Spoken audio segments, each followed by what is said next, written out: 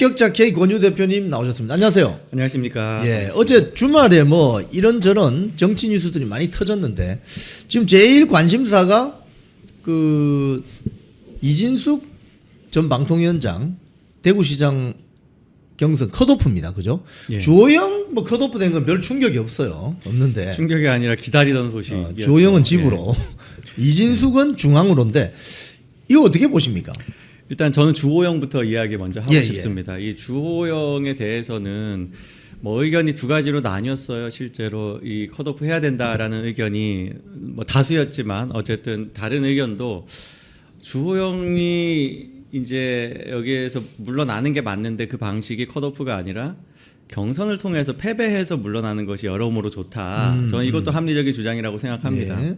그런데 이 지금 공천이라는 것은 그리고 공관위원장이 하는 역할이 뭐 이 단순히 그러니까 어떤 분은 또 그렇게도 이야기해요. 왜 공천 관리겠냐, 관리만 해라 뭐 이렇게 이야기하는 분들 계신데 그렇게 무난하게 하는 선거가 잘 된 경우는 별로 없습니다. 그래서 이 테마를 명확하게 보여줘야 된다. 쇄신이라는 걸 할 때는 칼을 써야 될 땐 써야 된다. 특히 국회의원 6선을 그 가장 이제 뭐 따뜻한 곳에서 편안하게 배지를 받으면서 중간에 이제 뭐 무소속 당선도 이야기하긴 했지만 그때도 결국에는 김무성이 공천 파동을 일으켜가지고 어떻게 보면 그런 바람을 만든 것이 당대표가 그래버리니까 그렇게 된 것이거든요. 그리고 당대표가 그때도 박근혜 대통령이랑 싸우면서 그러니까 한동훈이 했던 그 배신 똑같은 배신을 하면서 선거 판 자체가 엉망이 돼가지고 무소속임에도 당선된 거였습니다. 그러니까 그 당시에는 뭐 자기 지역구에 나와서 무소속으로 당선된 본인은 그런 경우지만 다른 케이스는 아예 도장을 가지고 날라가지고 유승민을 살려주는 그런 상황까지 있지 않았습니까? 그런 엉망이었던 선거였어요. 근데 지금 이제 그 정도까지 파격을 한 경우도 있었는데 지금 이 공천 같은 경우는 진짜 우리 국민의힘 당원들 뭐 거의 압도적인 다수가 공감하는 이 쇄신 잘했다라고 평가받을 수 있는 그래서 아마도 공관위원장이 꼭 하고 싶은 건 이거였을 것이다. 사실 이준숙 위원장에 대해서는 처음에는 아예 뭐 루머로조차 흘러나오지 않지 않았습니까? 예. 그래서 제가 어제 한번 그 방송 라이브 중에 설문을 돌려봤습니다. 예. 주호영 컷오프에 대해서 어떻게 생각하느냐 93%가 찬성을 합니다. 예. 그래서 이 어떤 당심에 이제 부응하기 위한 노력이었다고 보고 그런 경우에 어떻게 하면 그 다음 악 영향을 최소화할 수 있을까? 예를 들어서 이제 무소속 출마 가능성에 대해서도 이야기하고 있지만 무소속 출마하기에 명분이 좀 부족해지는 상황이 되는 것이죠. 지금 다른 뭐 재선 이상 혹은 뭐 유영아 의원까지 포함을 해가지고 컷오프를 다 했으면. 그렇다면 무조건 이제 무소속 출마를 하는 상황이었을 겁니다. 무조건. 그런데 지금은 그래도 좀 살피면서 하게 될 것 같아요. 이게 주호영 같은 경우 물론 이제 뭐 더 이상 뭐 배지 욕심도 없고 뭐 욕심도 없다. 그런 욕심이 없는 사람은 이런 짓을 안 합니다. 예. 공천 신청을 안 합니다. 애초에 자기가 너무 그걸 하고 싶어서 공천 신청을 한 것이고 그리고 그나마도 국회 부의장이라도 유지하고 있는 것이 자기 마지막 그림으로서 더 나을 수 있기 때문에 이걸 마지막에 그 자기 후배들하고 싸우면서 깽판 치고 판 엎고 민주당 도움이 했다 이 얘기로 자기 마지막 그림을 만들고 싶지는 않을 거예요. 그 고민을 진지하게 하게 될 겁니다. 그래서 사실 며칠 이제 그 신지호 쪽에서 먼저 터뜨리고 그러니까 그걸 바라는 쪽은 한동훈계죠. 한동훈 이제 아마 무소속 자기가 출마를 할 만한 지역 중에 거의 유일해요. 다른 데는 사실 별로 이제 가능성이 별로 없습니다. 수성 정도 나와야지 될까 말까다 이런 생각을 하니까 그게 꼭 이제 그걸 꼭 갖고 싶으니까 주호영이 경선 승리하도록 돕고 싶기도 했겠지만 그럴 판이 안 되니 차라리 이제 이간질을 하고 싶고 그래서 그쪽에서 먼저 떠든 이야기인데 그런 이야기를 받아서 주호영은 압박을 하는 카드로 활용을 하고 싶었을 것이고 최근에는 뭐 이렇게 공개적으로 대중한테는 이야기 안 했지만 언론 인터뷰할 때는 그걸 살짝 흘린 것 같습니다. 그런데 제가 어제 페이스북 글을 유심히 봤어요. 예. 탈당이란 표현 없습니다.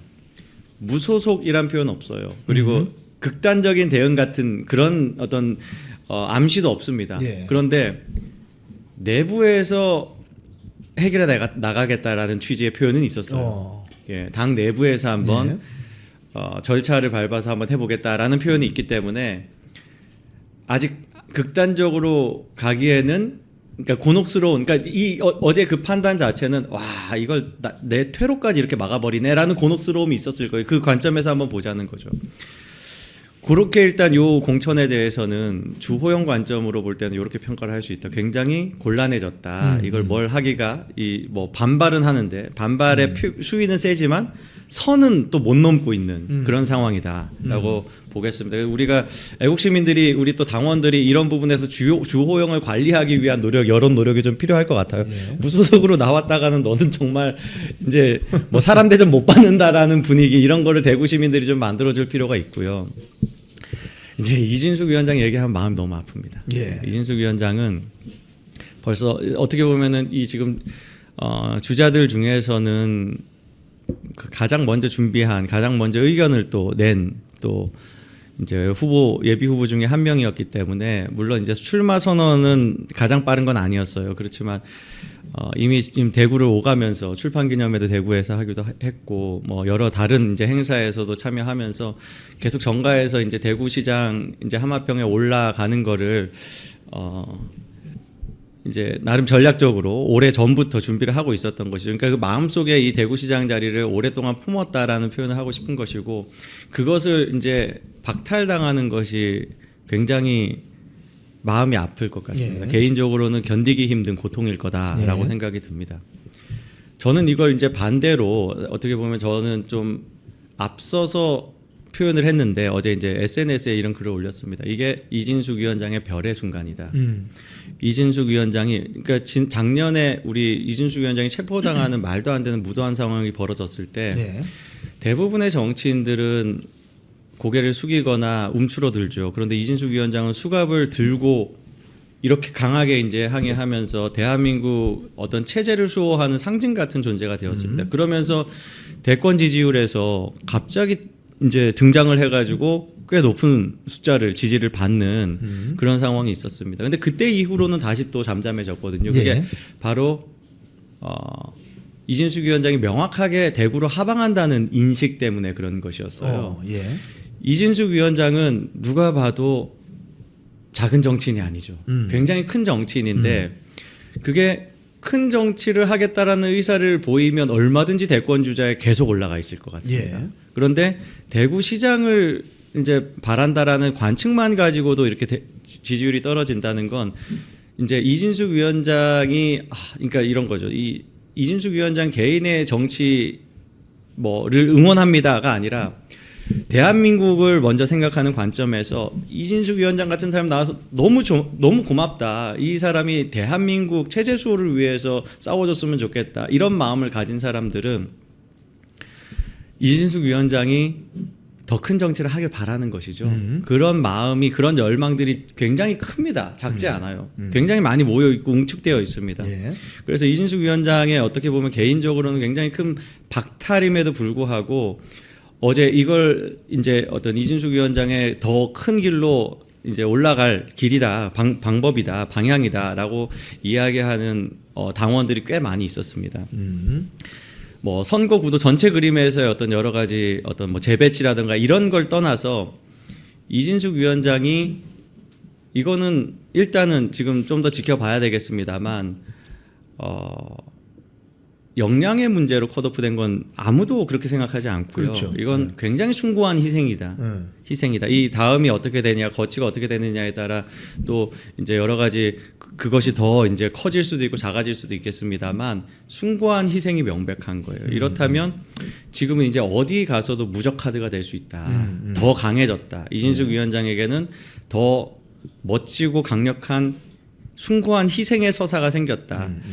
이거를 이제 이런 흐름들이 이 선거에 잘 작용하길 바라면서 지켜보는 것입니다. 저는 그냥 논평하는 입장이기 때문에 어쨌든 이게 대한민국 관점에서 잘 좋은 어떤 뭐 씨앗이 되길 바라면서 지켜보고 있는데 잡음은 명확하게 들리네요. 예, 명확하게 잡음이 들리고 조금 조심스러운 측면도 생기고 그래서 이거를 빠르게 어떻게 수습해 나가느냐가 어떻게 보면 이번 선거에서 우파 진영에 뭐 명운이 꽤 많이 걸려 있다라는 생각이 듭니다. 예. 지금 사실은 이제 이진숙 그 전 방통위원장하고 뭐 예를 들자면 뭐 교감이 있었느냐 이건 저희들이 알 수가 없죠, 그죠?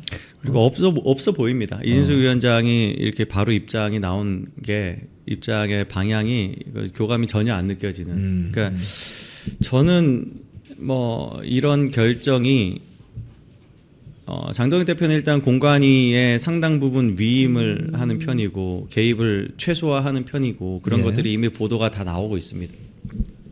그런 걸 보면 공관위에서 어떻게 보면은 그 공관위가 가지고 있는 어떤 뭐 구조적 절차 뭐 이런 것들에 의해서 결정되는 것일 수 있고 중요한 건 이런 상황들이 이제 발생을 했으면 요거를 어떻게 풀어 나가느냐 그리고 그 풀어 나가는 건 단순히 지도부의 모든 걸 또 이제 무게를 우리가 압력을 준다고 해서 잘 풀려 나갈 것도 아니고 우리 당원들이 어떤 목소리 어떤 여론을 모아 가느냐 예를 들어서 뭐 압도적인 다수가 이진숙 대통령 막 외치면 또 그것도 또 다른 그림이 만들어질 수도 있지 않겠습니까? 혹은 뭐 이진숙 위원장 반드시 국회 들어가셔야 됩니다라고 뭐 많은 사람들이 막 이렇게 목소리를 낸다면 이진숙 위원장 입장에서도 무시 못할 정도의 그런 여론으로서 그렇게 된다면 저는 또 그것도 또 이제 선거 판도를 또 바꿀 수 있는 좋은 그런 실마리가 될 수 있다고 생각합니다. 그래서 지금부터는 이제 우리 당원들이 어떻게 목소리 낼지 그리고 어떻게 우리가 응집하고 그걸 표현할지 어디에서 분출해낼지 뭐 이런 것들에 대해서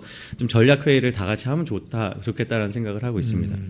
지금 사실은 이게 지방선거가 뭐 대구에서도 있고 뭐 광주에서도 있고 부산에서도 있고 대전에서도 있습니다만 이게 결국은 후보를 전체적으로 큰 장기판에 놓고 뭐 전략적으로 재배치할 수도 있고 전체적인 어떤 공천 전략 속에서 이렇게 움직이는 거 아니겠습니까? 그렇죠. 물론 이제 이진숙 위원장이 애국 우파 국민들에게 인기가 워낙 많으신 분이기 때문에 대구의 유권자들은 굉장히 좀 아쉬울 거예요, 그죠?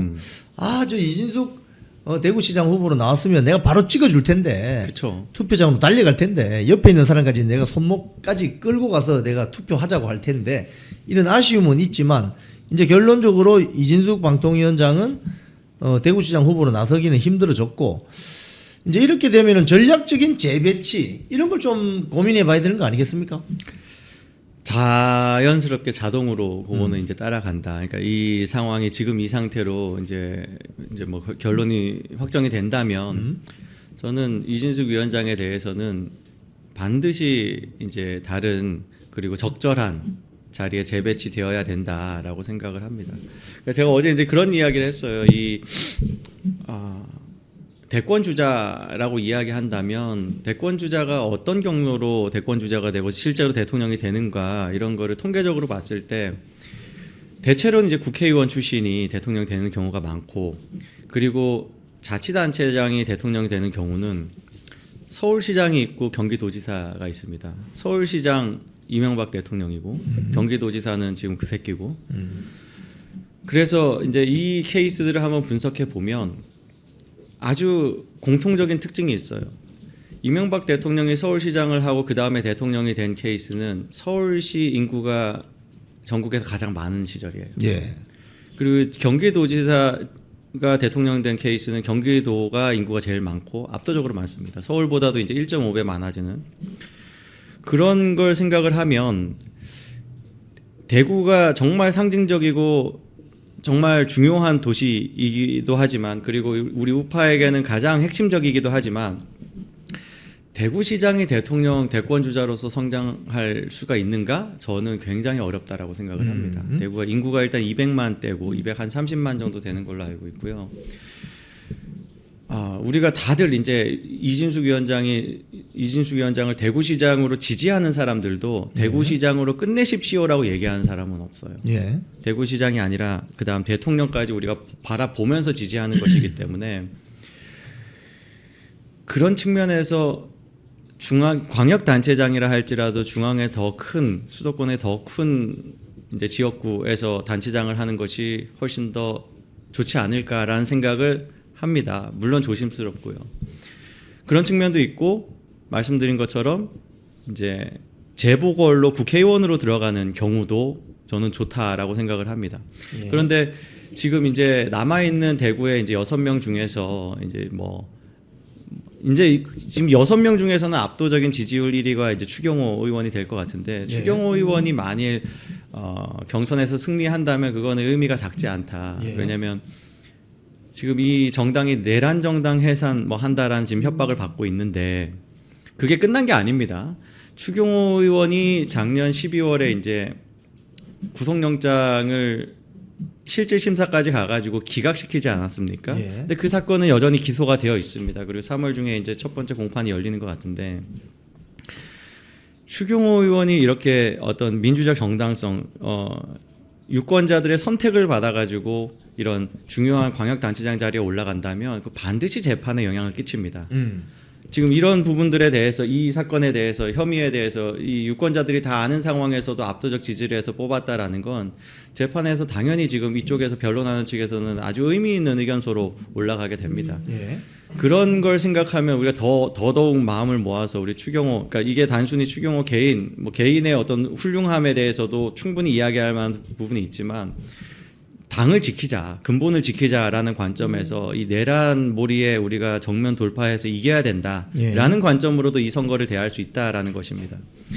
그리고 나면 생기는 그 달성은 이진숙 위원장에게는 꽤 좋은 옵션이 될 수 있다. 물론 이제 보궐 자리가 어디가 얼마나 생길지에 대해서는 좀 더 지켜봐야 되기 때문에 섣불리 이야기할 건 아니지만 지금은 자연스럽고 일단은 가장 먼저 떠오른다라고 이야기하겠습니다. 지금 이제 오늘 그 이진숙 전 방통위원장 컷오프 소식이 이제 많은 애국 우파 국민들에게 충격을 주고 있고 또 관심을 불러일으키고 있습니다. 이게 뭘까?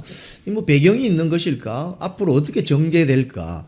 근데 이 과정에서 이제 제가 댓글을 쭉 보니까 첫 번째 무소속으로 출마하세요. 이런 댓글이 많아요. 그냥 두 번째 장동혁 대표 사퇴하라 이런 댓글도 있어요.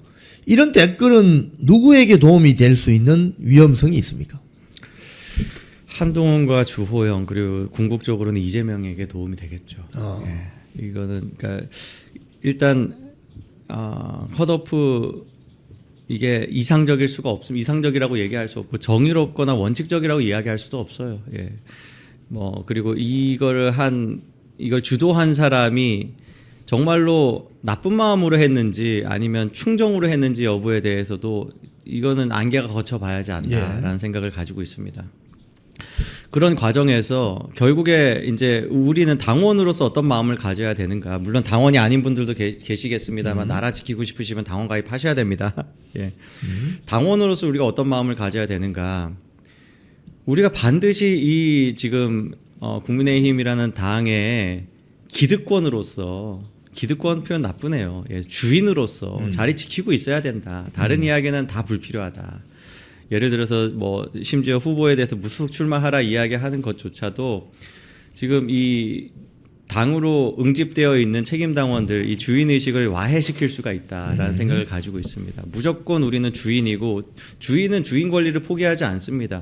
남이 박탈하면 빼앗길지언정 내 스스로 내어놓을 이유가 없어요. 아무런 대가를 받지 않고 내가 기분이 나빠가지고 재벌 오너가 나 오늘부터 오너 안 해 합니까? 그러지 않습니다. 당연히 우리가 지금 이 당의 주인으로서 지키고 그 과정에서 마음에 안 드는 일이 있다 하더라도 그게 내가 주인 권리를 포기할 이유는 되지 않는다. 절대 되지 않는다라고 말씀을 드리겠습니다. 이 과정에서 공천 과정이라는 것이 여러 지역에서 벌어지기 때문에 한 군데 지역에 조금 아쉬운 사태가 발생한다든지 이러면 이제 그 잘 말씀하시는 그 레파토리가 있잖아요. 우리 유튜버도 마찬가지지만 저 구독 취소할 거예요. 탈당할 거예요. 이렇게 반응한 건 큰 흐름상 보면 그렇죠. 좀 전력에 엄청난 차질을 빚는 거 아니겠습니까? 마음이 너무 이해가 가지만 이제 이런 거예요. 내가 어떤 행동 그리고 결과 이런 것들을 한번 논리적으로 한번 차분하게 각자가 생각해 봐야 된다 생각을 합니다. 그러니까 내가 지금 화난 이유는 내가 원하는 대로 안 돼서 그런 거잖아요. 탈당하면 내가 원하는 대로 될 리가 없습니다. 더 멀어지는 거예요. 내가 바라는 것에서 더 멀어지는 길로 가는 건 절대로 올바른 해법이 아니다. 그럴수록 이를 갈면서 내가 두고 봐라. 내 편 더 모아가지고 저놈들 반드시 후회하게 만들어줄 것이다. 이 마음으로 버텨야 된다라고 생각을 합니다. 자, 이 부산 판세 어떻게 보십니까? 어제 부산 관련 뉴스는 손연보 목사님의 장남 손영광 씨를, 손영광 교수인데 이분을 공동선대위원장으로 모셨다는 박형준 캠프에서, 요건 어떤 사인이죠? 일단 이 자체를 평가한다면 아무도 상상 못할 일이 벌어졌다. 박형준이 그런 일을 한다고? 아무도 상상 못할 일이 벌어졌다라고 생각합니다. 이제 뭐 이렇게 들리는 이야기로는 이 사람이 굉장히 광폭행보, 폭넓게 사람들을 모으고 있다라는 얘기는 들었지만 예. 거기에 여기까지 사실상 이게 손영광 이제 그 뭐 울산대 교수가 아니라 손현보 목사님이 지금 선대위원장을 들어온 거예요, 사실상. 예. 여러 가지 어떤 외적인 조건 때문에 지금 손영광 교수가 들어와 있는 거지만 또 뭐 기본적으로는 이제 목회자이기 때문에 여기 이런 일에 본인이 당연히 참여 안 하고 또 제안도 안 하는 것이지만 어쨌든 이 손영광 교수가 가지고 있는 어떤 상징은 그 아버지가 가고 있는 길과 함께 가는 것이기 때문에 예. 당연히 그런 그림이 되는 것이고, 우리 손현보 목사님은 세이브 코리아, 예. 세이브 코리아로 지금 우파의 가장 강한 투쟁에 선봉에 섰던 분이고, 이분이 아니었으면 그런 어떤 우리가 광장에서 어마어마한 인파가 모여서 심지어 핸드폰 전화 문자도 안 보내지는 그런 정도의 인파 밀집도를 보였던 그런 투쟁은 처음이었거든요. 그런 일이 벌어질 수가 없었죠. 이 목사님이 아니었으면. 예. 그리고 모든 레거시 미디어가 공격하고 있는 대상입니다. 예. 예, 심지어 뭐 그런 어떤 구도 때문에 말도 안 되는 옥살이까지 하셨고 지금 일시적으로 지금 나와 계시지만 완전히 무죄가 되어야 된다고 저는 주장합니다. 그리고 여기에 대해서 미국도 관심을 가지고 있다. 미국에서 이재명이 국빈 방문을 하는 그 날에 백악관에 들어온 날에 딱 그 SNS에 글을 쓰고 그때 한국에서 무슨 일 벌어지고 있냐, 이거 혹시 뭐 어떤 표현이었죠? 그 무슨 뭐 레볼루션 뭐 이런 표현도 썼던 것 같아요. 펄시 뭐 이런 숙청과 뭐 혁명 뭐 이런 얘기를 했었던 것 같고, 그러면서 교회를 급습했다, 레이드했다. 그게 이제 압수수색을 표현하는 뭐 의미였습니다. 그런 이야기를 할 정도로 실제로 실시간으로 미국이 관심 갖고 있는 사안이고 또 인사고, 이게 가지고 있는 상징적 가치는 어마어마하다. 그걸 예. 누가 품느냐, 사실 별로 그런 관점으로 보지도 않았어요. 예. 박형준의 정치적 상상력이 앞섰던 것이죠. 그리고 그걸 해낸 것이죠. 그리고 그 시도한다고 되는 게 아니에요. 예. 설득을 해낸 거죠. 예. 설득하는 과정에서는 아마 노력이 많이 필요했을 것입니다. 자기가 진정하게 이제 같이 함께 하고 있다라는 걸 입증하기 위한 노력들이 뒤따랐을 거라고 봅니다. 왜냐하면 당연히 손현보 목사님이 가볍게 움직이는 분이 아니기 때문에. 예. 저는 정치가 생물이고 또 선거는 항상 상대적이잖아요. 저번에도 이제 이 부산시장 선거 관련해 말씀드린 게 최선을 뽑으면 좋다. 근데 아닐 때 차선, 아니면 차악, 그렇게라도 악이라도 차악을 뽑아야 된다. 그게 선거다. 이게 선거 지금 그런 말씀 드리면 막 기분 나빠해요. 근데 선거 날엔 다 같은 마음으로 투표합니다. 지금 어떤 분이 이런 건 저 댓글 올리셨어요. 부산은 누구 뽑을 겁니까? 둘 다 마음에 안 드는데. 주진우, 박형준 둘 다 마음에 안 드는데 이러면 어떻게 됩니까? 정확히 그 포인트입니다. 네. 그래서 악하고 악인데 지금 그래도 노력하고 있는 악이 있다. 그게 차악이 되는 거죠. 예, 그렇게 그 그림이 되는 겁니다. 그래서 지금은 박형준이 어마어마한 점수를 딴 것이고, 제가 뭘 지지하자라는 이야기 절대 아니에요. 이걸 잘 새겨 들으셔야 됩니다. 어마어마하게 높은 점수를 땄고 이제는 경쟁 흥정을 붙여야죠. 주진우 너 이렇게 해가지고 택도 없어 라고 이제 우리가 목소리 내야 되는 것입니다. 예. 우리가 지금 그 관찰만 하고 지켜보다가 누구 정치인 뒤에 줄 서는 게 아니라 정치인한테 막 요구하는 거예요. 그래서 야 이놈 새끼야, 주진우 너 1년 전에 2년 전에 한 일 다 알고 있는데 지금 은큼하게 입 싹 닫고 양다리 걸치고 있어? 한 다리도 아니고 양다리 걸치고 있어? 예. 강하게 푸시를 해야죠. 그래서 주진우가 윤호개인을 외치면 부정선거 척결 윤호개인을 외치면 전한길 선생님도 지지할 겁니다. 이제 그런 상황이 되기 때문에 정치 생물입니다. 어떻게 될지 모르고 변수는 얼마든지 있고 정치적 상상력이 더 큰 자가 더 용기 있는 행동을 하게 되는 것이고 이미 지금 박형준이 상당히 강한 한 수를 뒀다. 예, 주진우가 이걸 무시 못할 것이다 생각을 합니다. 저 노컷 뉴스 오늘 아침 보도를 보니까 주진우 선거 캠프는 비공개랍니다. 비공개. 거기 어떤 사람들이 있어서 비공개일까? 왜 이렇게 나오는 걸까요? 그 혹시 친한 게 조직이 들어가 있나? 친한과 친한이 들어갔죠. 친한계가 들어갔고 친한 인사들이 들어갔겠죠. 예, 자기와 친한 사람 잘 챙기더라고요. 전에도 자기와 친한 사람들을 비례로 정말 택도 아닌 사람을 넣어가지고 그게 막 엄청난 파동이 되고 뒤집어지고 아니 결국 뒤집어졌죠. 주진우도 공천 신청한 입장인데 공관위원 뭐 이런 게 아니고 공천 신청한 입장인데 어떻게 그게 됐는지 신기합니다. 예. 그래서 뭐 구체적으로는 뭐가 뭐다라고 말씀 못 드리겠습니다만 예. 주진우 말고는 설명 안 되는 인사 2명이 딱 들어가 가지고 한 명은 아마 아예 이제 사퇴를 시켰나 아마 컷오프가 됐나 비례에서요. 예. 한 명은 순번을 뒤로 많이 밀었나 20번 이후로 밀었나 그랬죠. 그래서 그런 사람 또 있는 거 아니야라고 의심이 되고 예. 예, 친한계가 있을 것도 굉장히 강하게 의심스럽고요. 예, 이런 부분에서 그냥 비공개한 것 자체가 그냥 싸우자라고 하는 것 같아요. 자, 서울시장 경선 후보 이상규 원외 당협위원장이 컷오프 됐다는 소식인데, 자, 이걸 그대로 고지고대로 받아들인다면 서울시장 후보는 오세훈, 윤희숙, 박수민 의원 이 세 명 중에 한 사람 되는 거 아닙니까? 벌써 차악이 가려져 버립니다. 그렇게 되면. 그죠? 예. 이렇게 되면은 유권자들은 어떻게 바라볼 수 있습니까? 일단 최악이 누군지는 명확한 것이고 메인 빌런은 정해져 있고요. 그리고 그 다음에 정말 이 뭐 여의도 연구원장 하면서 뭐 온갖 시끄러운 말 많이 만들고 윤석열 대통령과 윤석열 대통령 지지하는 사람들을 막 거의 능멸한 사람이 윤희숙입니다. 이 사람들하고 박수민은 좀 다르죠. 예, 박수민도 썩 마음에 드는 행보는 아니었지만 박수민도 딱 제가 이제 명확하게 이야기하자면 살짝 다리를 걸치더라고요. 이게 뭐 명확하게 양다리도 아니고 한쪽 다리도 아니고 살짝 이쪽에 이렇게 그러니까 사실 그렇다고 해서 뭐 한동훈계에 붙은 건 아닙니다. 그냥 아무것도 안 하고 싶은데 중립에 있는데 살짝 무게는 안 싣고 발가락만 하나 딱 걸치더라고. 어떤 걸 봤냐면은 윤석열 대통령이 이제 탄핵이 됐고 그 다음에 그 체포 국면이 있지 않았습니까? 거기다 구속영장까지 발부되고 뭐 이런 상황들을 우리가 겪으면서 막 우파 시민들이 뭐 어디로 가야 되나 이제 한남동에 한참 지키다 어디로 가야 되나 하고 헌재로 이제 몰려갔어요. 지금부터 예. 헌재에서 싸우자. 예. 그날에 박수민이 있더라고요. 헌재 갔을 때. 그때 우리가 지금 기억하는 거는 국민의힘 의원들이 막 거기에서 연좌 농성하고 막 그랬던 거 예, 기억나잖아요. 맞아요. 그거는 예. 그 후예요. 그 후에 애국 시민들도 아직 헌재에 많이 모이기 전이에요.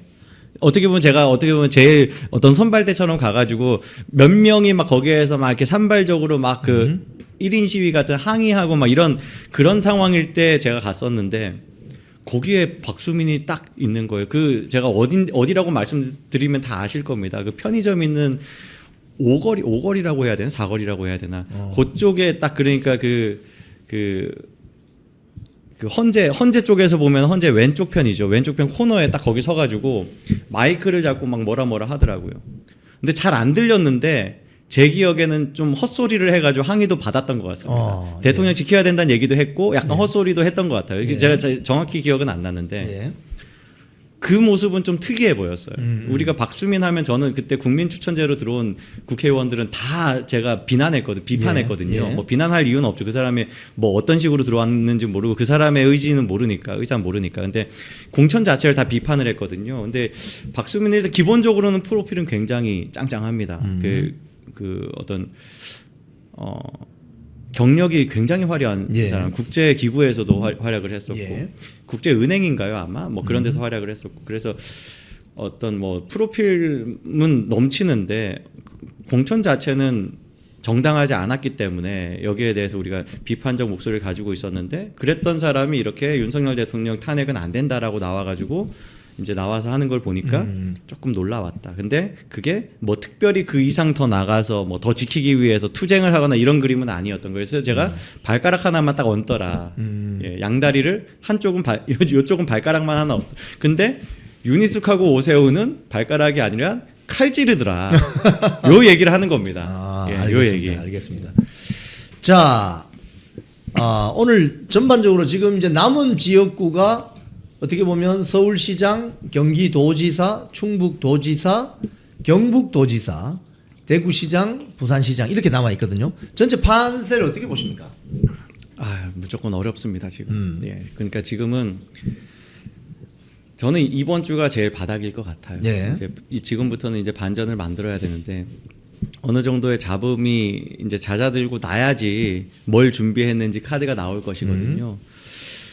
그때까지 좀 버텨보자가 너무 힘들어요. 지금 너무 힘든데 그러면 이제 버티고 나면 그 다음부터는 반전이 시작될 것이다. 전혀 예상 못했던 카드들, 뭐 일정들, 행보들 이런 것들이 나오고 선거와 관련된 우리 유권자들이 관심을 가져야 되는 이슈들 이런 것들을 저는 이 지도부가 뭐 많은 카드들을 준비해 놓고 순차적으로 풀 겁니다. 그거를 지금 이렇게 공천 잡음이 있을 때 내봤자 그냥 흐지부지 되고 잊혀지죠. 그걸 위해서 일단은 견디고 있는 것이다. 네.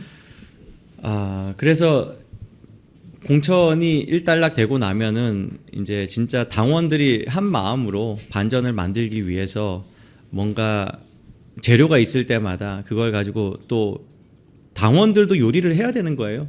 지금 지도부에서 딱 뭔가 이제 떡밥이 나오면 그거 가지고 멋진 요리를 한번 해보자. 그래서 지금은 단순히 저절로 뭔가 되길 바래서 될 거 아니고 후보들이 개인기로 뭔가 하길 바래서 될 게 아니고 지도부가 무슨 뭐 요술봉 같은 걸 가지고 해결해 줄 거다라고 기대해서도 안 된다. 우리가 당원들 전부가 우리가 지금 선거운동원이 된다. 혹은 이 전쟁에서 전사가 된다라는 생각으로 투쟁할 각오를 가지고 지금 이 때를 기다려야 된다라는 생각을 합니다. 그러면 저는 바람이 불면 깜짝 놀랄 만한 일들이 생겨요. 이제까지 선거가 다 그랬습니다. 뭐 그 민주당이 뭐 압승을 할 것이다 했던 선거에서 정말 추풍 낙엽처럼 떨어졌던 선거가 있고 그 반대의 경우도 있죠. 뭐 아까 제가 이제 김무성이 도장런을 했던 그 선거를 언급을 했는데 그때 국민의힘이 180석이 넘으면 뭐 어떡하나 뭐 이런 얘기를 하고 있었어요. 그 맞아요. 180석 넣는다. 국민의힘의 전신인 새누리가 예. 여론조사상 180석이 나온다. 일단 나온다. 그럼 플러스 알파 어디까지 가냐? 뭐 이런 얘기 하고 있을 맞아요. 때예요. 네, 그때 그랬었어요. 근데 그 선거를 123석인가 4석인가로 민주당보다 한 석 적게 그때 더불어민주당 그 문재인이 당대표던 시절입니다. 문재인이 당대표를 내려놓고 김종인이 비대위원장 하던 시절이네요. 예. 아무튼 그때 그렇게 새누리가 한 석 차이로 지면서 기호도 2번으로 기호 1번도 빼앗기고 뭐 그런 상황들이 생기는 것이죠. 예상 못합니다. 지금 단정 못해요. 그리고 포기할 필요도 없습니다. 지금 우리가 싸워서 투쟁해내면 저 안에도 내분거리가 많이 있기 때문에 어떤 변수가 누가 도장론 할지 몰라요. 정청래가 갑자기 도장 들고 뭐 지금 중국으로 날아갈지도 모르기 때문에 예, 한번 우리가 끝까지 한번 싸워보자 말씀을 드립니다. 예, 오늘 목격자 K권유 대표님 모시고 대담 나눠봤습니다. 마지막으로 한 말씀 부탁드리겠습니다. 시청자님들께. 방금 제가 드린 말씀이 마지막 말씀입니다. 그래서 우리가 마지막까지 포기하지 않고 싸워야 될 이유가 있지 않습니까? 우리가 지금 하는 거는 누구 정치인 잘 되라고 하는 게 아닙니다. 이 대한민국 체제 수호하자라는 것이에요. 그러니까 이제는 정말 민병대로 의병대로 일어나야 된다. 같이 일어나 싸우자라고 간절하게 호소 말씀드립니다. 정경욱 대변인 나오셨습니다. 안녕하십니까? 안녕하십니까? 예, 마이크를 좀 가까이 좀 대주십시오. 그 요즘 뭐 미디어 대변인 이야기들이 많던데 예. 국회 출입하는데 문제가 없나요? 저희가 원래 출입증이 나오는데요. 예. 사실 그 저희가 시기를 달리해서 임명이 되지 않았습니까? 예. 초반에 임명되신 분들은 출입증 카드 자체를 그대로 받아서 출입증이 있으면 본청 들어갈 때 신분증 제시하거나 하지 않고 일반 공무원분들이랑 동일하게 예. 출입을 할 수 있고 예. 또 대변인실이 그 카드가 있어야지 출입이 가능합니다. 근데 사실 원래 처음부터 뒤에 임명되신 분들은 뭐 TO가 부족하다는 이유로 출입증 출입증 카드를 받지도 못했었어요. 아, 그래서 예. 다른 분들을 통해서 들어가거나 뭐 이런 부분들이 있었는데 지금 임명 보류된 대변인들 같은 경우에는 그 출입증 카드 기간이 만료가 돼서 더 이상 사용을 할 수 없는 상태입니다. 그러다 보니까 저희 지금 대변인단에 대변인실 출입을 할 수 있는 사람이 거의 없습니다. 지금 한 분, 두 분 정도밖에 그러니까 없는 걸로 알고 여의도 있습니다. 중앙 당사 출입 말씀하시는 거예요? 아니면 아닙니다. 국회. 본청에 그렇죠. 예 대변인실 말씀드리는 겁니다. 그러니까 그 중앙 여의도 국민의힘 중앙 당사 출입은 문제가 없고 거기도 저희 카드로 지금 안 되는 걸로 제가 알고 있습니다. 그러면 예, 지금 카드 자체가 예. 기간 만료로 아예 작동하지 않는 걸로 알고 있어요. 아 그러시군요. 예. 제가 보니까 우리 정경욱 대변인님 포함해서 국민의 미디어 대변인께 들이 지금 활동을 워낙 활발하게 하니까 일부 좀 사람들이 조금 겁을 내는 것 같기도 하고 저분들이 이제 방송 나가서 촌철살인 날리는 발언들이 네. 너무나도 이 꽂히기 때문에 뼈 때리는 발언들을 많이 하기 때문에 근데 예, 그렇습니다. 미디어 대변인 이 제도는 참 잘 만든 것 같아요. 예, 그렇습니다. 사실 이제 대변인들이 그 원래는 이제 그 서면 논평만 주로 그렇죠. 위주로 작성을 했었습니다. 그런데 이제 이거는 기자분들이 기사로 받아서 배포를 해줘야지 일반인 분들이 그 내용들을 확인하실 수 있고 그렇지 않으면 사실 그냥 그 당직자분들끼리만 내용을 확인할 수 있어서 좀 아쉬움이 있었는데요. 미디어 대변인들이 활동을 하는 덕분에 직접 방송에 나가서 또 유튜브를 통해서 우리가 원하는 이야기들을 좀 당의 기조하고 약간 다르더라도 개개인이 각자가 원하는 생각들을 다양하게 표현할 수 있어서 그분은 굉장히 장점이 많다고 생각이 듭니다. 아니 이 미디어 대변인 제도는 전에는 없었어요? 전에 없었습니다. 이번에 새로 만든 거죠? 예, 그 사실 그 당의 당원 당규에는 미디어 대변인이라는 것은 없고요. 그냥 다 대변인입니다, 지금. 그런데 미디어 대변인이라는 좀 세부 섹션을 조금 만들어서 활동을 좀 장려하는 측면이라고 저는 생각합니다. 지금 사실은 그 제가 방송사 출신이라서 뭐 그런 쪽은 좀 이야기를 많이 듣는데 가령 그 지상파나 종편에서 이제 패널들을 초대를 하면 한쪽은 민주당 지지 성향의 패널, 네.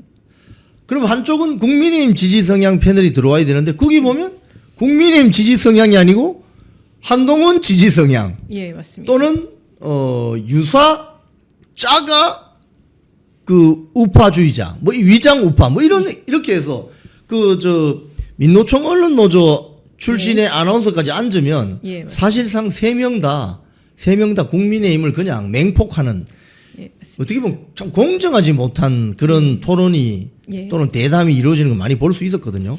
근데 이번에 미디어 대변인들이 막 나가서 활약을 하기 시작하니까 이 시장 자체가 기울어져 있던 운동장이 들썩들썩 하는 거죠. 이게 지금 보기 싫은 거 아닙니까? 제가 보기엔 그렇습니다. 그렇죠. 또 심지어 실제 그런 내용들을 확인하실 수 있는 부분이요. 대변인들이 활동을 하던 이제 소위 레거시 미디어들에서 예. 저희 그 대변인들이 속속 잘리고 있습니다. 예, 잘리고 있어요? 예, 그 레거시에서 원치 않는 뭐 비판 의견이라든지 이런 것들을 내자마자 방송에서 이제 출연이 중단되는 이런 상황들이 벌어지고 있습니다. 아하. 이런 것들이 미디어 대변인들이 활동을 잘하고 있다는 증거가 아닌가라고 그렇죠. 저는 생각합니다. 지금 보니까 이번에 왜 그거 있잖아요. SBS 그것이 알고 싶다. 예. 그걸 뭐 대통령이 한마디 하니까 그냥 바로 다 납작 엎드려 버리잖아요. 예, 저는 사실 SBS가 그런 의견을 낸 것 자체는 바람직하지 않습니까? 또 간만에 언론의 힘을 좀 보여줄 수 있는 나름 노조이긴 하지만 그런 의견을 보여줘서 바람직하다고는 생각했지만 사실 또 한편으로는 왜 이제 와서 본인들의 권리가 제한당하니까 이제서야 이런 의견을 내는 것인가? 그동안에 있었던 한쪽으로 기울어졌던 의견 표명에 대해서는 제대로 된 의견 한번 내지 않다가 이렇게 하고 있는 것 자체가 언론인들도 이거에 분노만 할 것이 아니라 부끄러워해야 한다고 생각합니다. 사실 그 언론이라고 붙여줄 때 사실 이 아시아 지역에 언론이 있는 곳은 한국하고 일본뿐이거든요. 뭐 중국이나 뭐 저런 데 언론이 없어요. 매체가 있을 뿐이죠. 네. 선전 매체. 네. 그럼 언론이라고 불러줄 수 있으려면은 권력에 대한 비판, 견제, 감시 역할을 하는 저널리즘 기능이 있어야 되는데 그럼 저널리즘 기능을 탄압하게 되면 거기에 대해서 대항을 하고 문제 제기를 해야 되잖아요. 근데 민노총 언론노조가 지금 SBS 사태에 대해서 성명을 안 낸대요. 제가 어제 저녁까지 네, 보니까. 맞습니다. 그럼 뭐야 이거? 언론이에요 이거 지금? 매체였나? 어? 이익 집단이죠, 그냥. 그러니까 예. 이게 이제 문제라는 거죠. 그래서 지금 우리 국민의힘 미디어 대변인들께서 국민의힘과 관련된 대한민국의 원내 진입한 야당, 유일한 야당 원내 진입한 거기에 대한 여러 가지 논리나 이론들을 이렇게 설파하는데 자꾸 이제 지상파나 올드 미디어 제가 이제 새롭게 부르기로 했습니다. 재래식 언론. 아, 예. 재래식 언론에서 자꾸 이제 이렇게 한다는 것은 불편하다는 거죠. 결국은. 네. 그 미디어 대변인들 역할을 지금 잘하고 계시다는 거 아닙니까? 예, 저는 잘하고 있다고 생각합니다. 예. 또 청년들이 좀 다소 거칠 수도 있습니다. 거칠기도 하고요. 워낙 솔직한 세대 아닙니까? 예, 저만 해도 이제 그 세대하고 조금 다릅니다. 네. 저만 해도 약간 어떤 발언을 할 때 조금 조심해야 되나 하는 마음들이 좀 있는 반면에 청년들은 사실 거침이 없습니다. 저희 미디어 대변인들도 그런 것 때문에 조금 지금 현재 곤혹을 치르고 있지 않습니까? 저는 이런 거를 막으면 청년 정치인들뿐만 아니라 청년들이 어떻게 자유롭게 의견을 내겠습니까? 저는 이건 정치 발전에 그다지 바람직하지 않은 것이고요. 그런 본인이 불편한 이야기를 듣는 것도 정치인의 역할이자 의무이자 책무 아니겠습니까?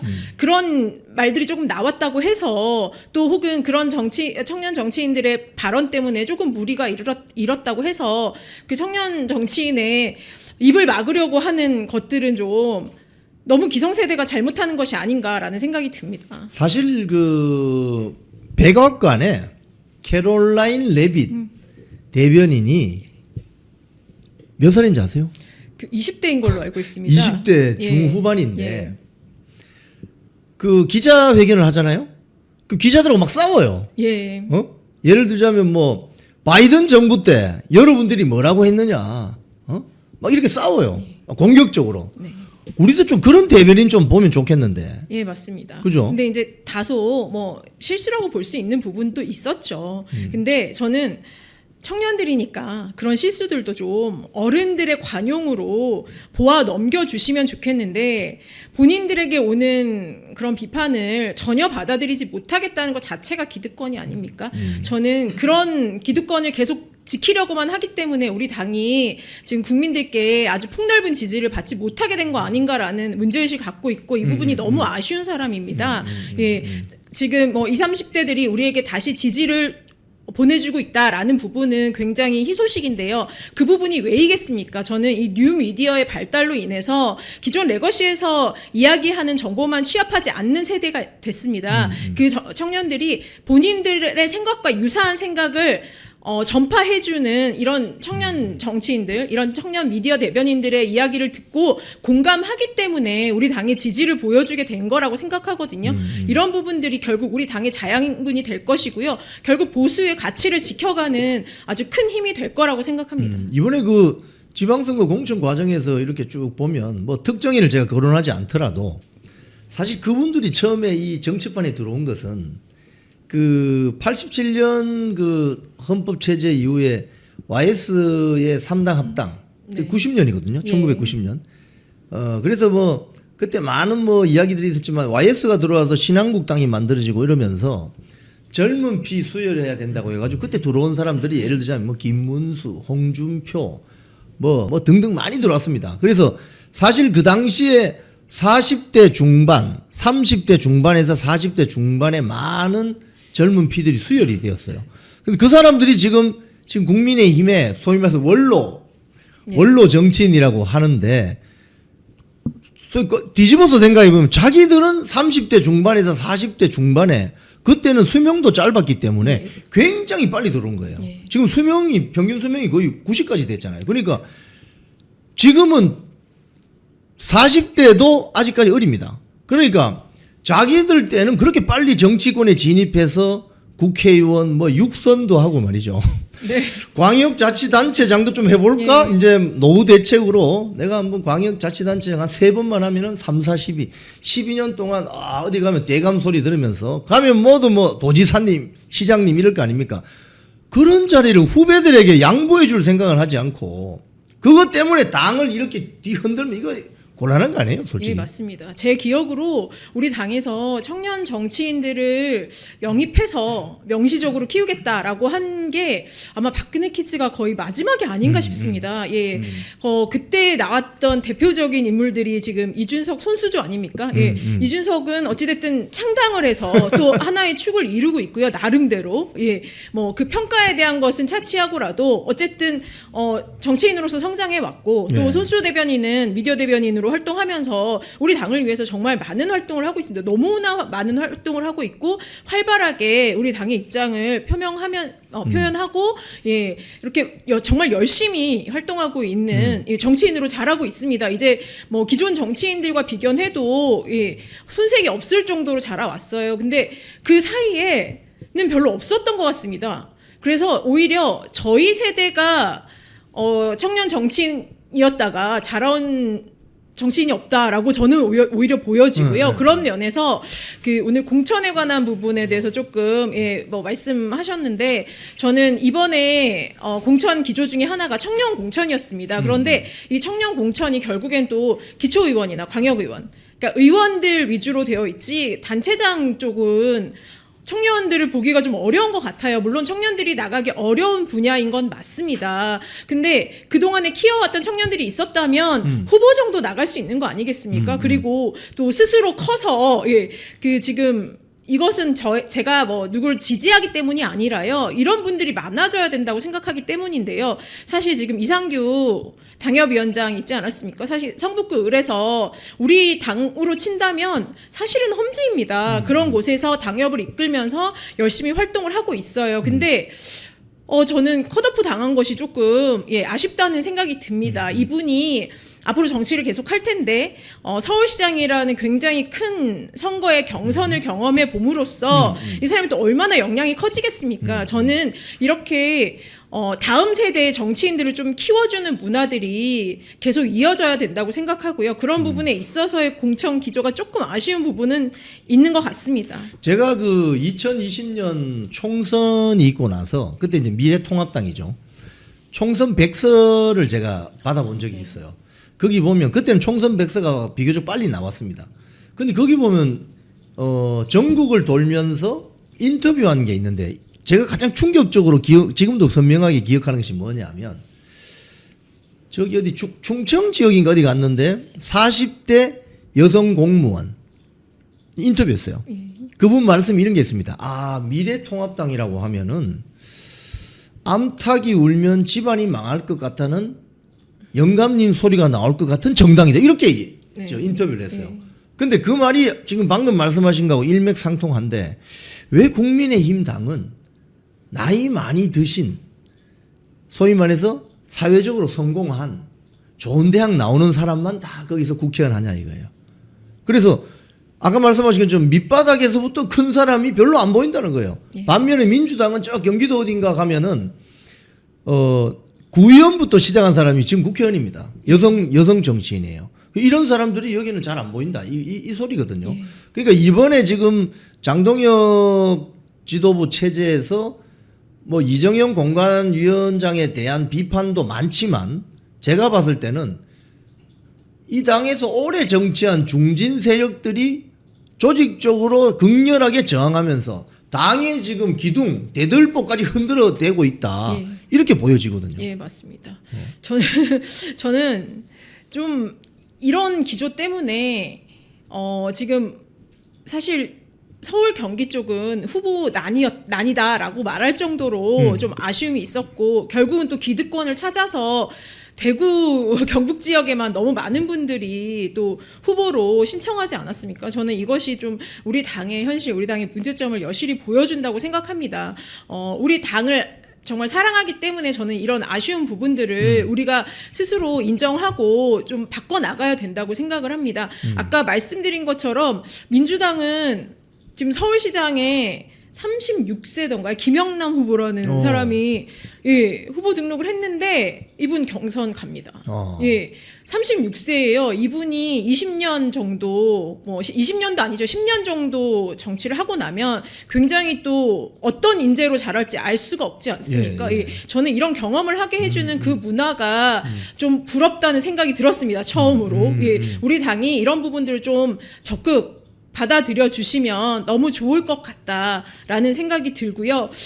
그리고 또 중진 분들께서 물론 당연히 노련하게 정치를 굉장히 잘하신다는 것도 알고는 있습니다. 그런데 그 중진 분들이 청년 정치인들에게 그 노하우와 경륜을 나눠줄 수 있는 그런 경험의 장을 또 마련해 주셔야 이들이 커가지 않겠습니까? 본인이 당선돼서 나는 내 정치를 하겠다라는 것만 고수하시면 그 다음 세대는 누구에게 정치를 배웁니까?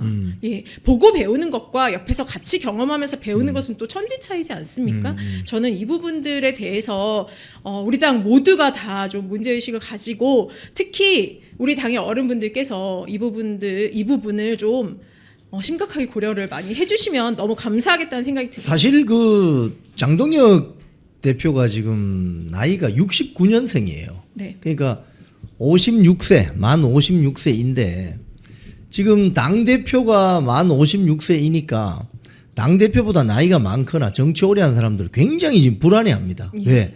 2028년도 공천에서 잘릴까 싶어가지고. 네, 맞습니다. 그래서 지금 예. 아직까지는 장동혁 대표가 2028년도 국회의원 총선 공천권을 쥐고 있지 않으니까 마구 대하는 거예요, 마구.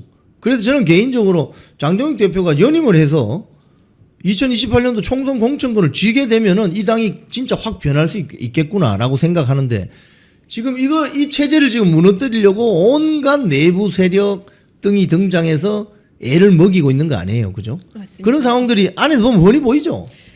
좀 많이 보입니다. 저는 아직 제가 뭐 정치에 입문한 지 사실 저는 오래되지도 않았는데요. 예. 예, 그런 것들이 너무 많이 보이고 사실 이제 고관여층이 되면서 느끼는 바들이 굉장히 많은 것 같습니다. 이런 부분들을 정말 뭐 일일이 어떤 분 뭐 호명을 하면서 말씀을 드리고 싶을 정도예요. 제가 아마 30대였다면 말씀을 드리고 싶지 않았을까라는 생각이 들 정도로 예, 그렇게 말씀을 드리고 싶은데 아마 누구신지 다 아실 것 같고요. 예, 아마 당사자 본인들도 알고 계실 것 같습니다. 알기 때문에 이번이 마지막이라고 생각해서 예, 더 강한 의견을 피력하시는 분도 계신 것 같고요. 근데 저는 그분들이 굉장히 존경할 만한 부분도 많고 또 우리 당을 위해서 일도 많이 하신 분인 거 알고 있습니다.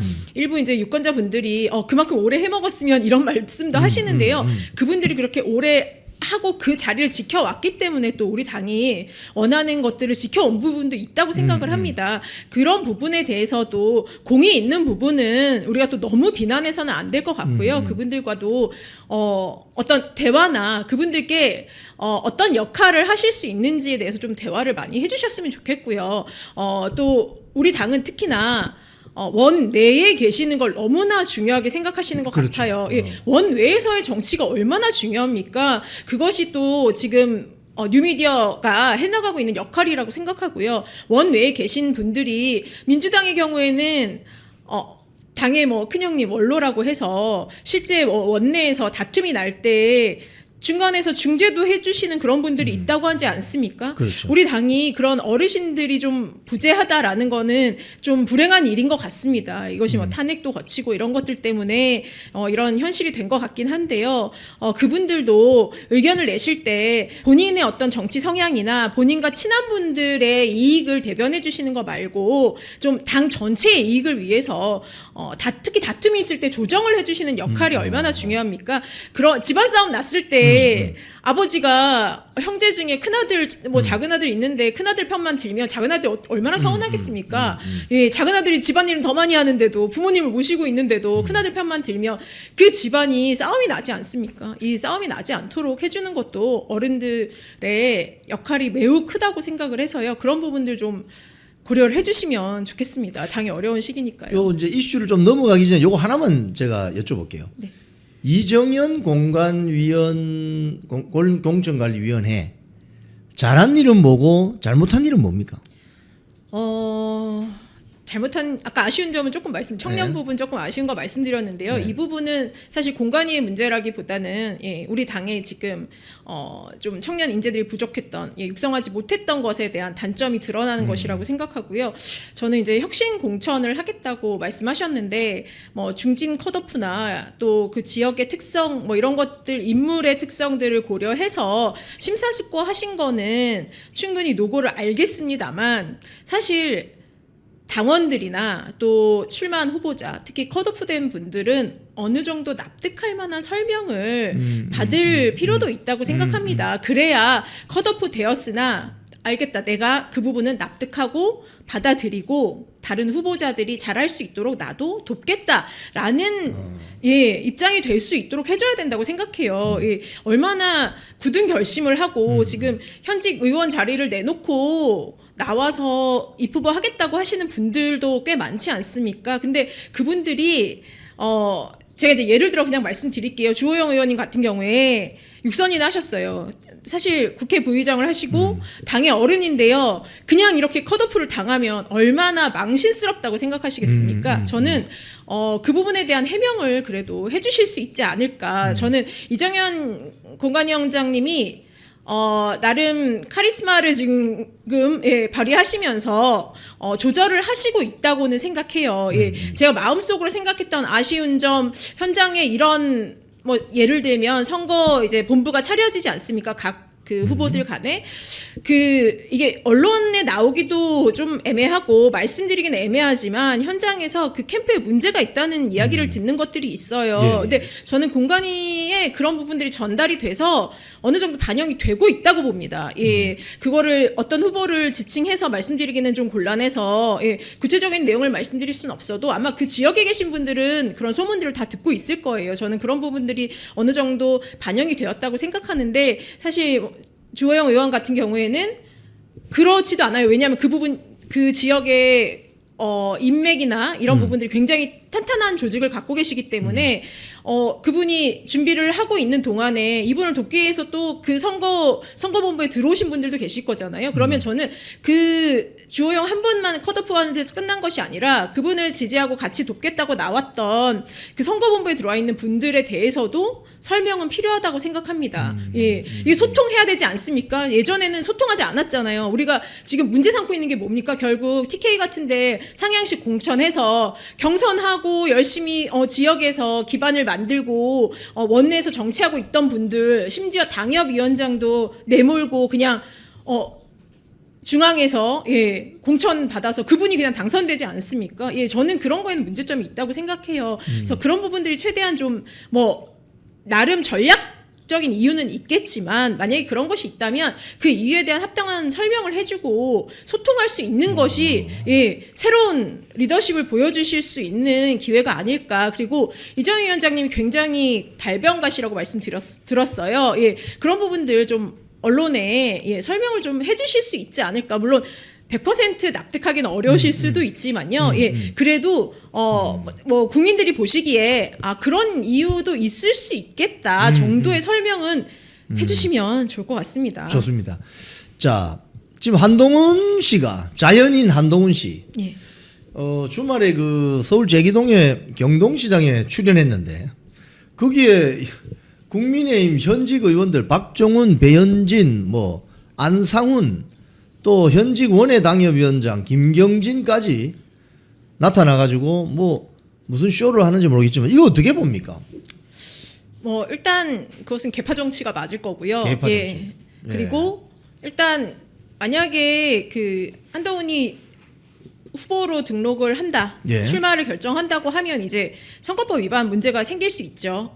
그런데 그분들 활동 뭐 좋습니다. 다 좋은데요. 저는 한동훈 전 대표에게 이런 말씀을 드리고 싶어요. 본인이 당에 빚을 지고 지금 나가시지 않았습니까? 그런데 본인이 잘못한 부분에 대해서 뭐 사과 방송 언론에 떠밀려서 한 거죠. 그것도 사과 방송을 하셨지만 그 방송에서 사과의 뭐 어떤 자세를 찾아보기가 조금 어려웠어요. 그분 때문에 그분이 제명됐을 때 좀 너무한 거 아니냐 했던 분들도 오히려 아 그래 안 되겠구나라고 생각하신 분들이 많은 걸로 저는 알아요. 저는 이런 부분들을 감추지 않고 그냥 말씀드리겠습니다. 처음에 제명은 좀 심한 거 아니야라는 의견도 있었던 건 맞습니다. 그런데 그 이후의 행보를 보면 왜 이 제명이 오히려 더 큰 분란을 막을 수 있었는지를 이해할 수 있는 그런 행동들이 되었다고 생각합니다.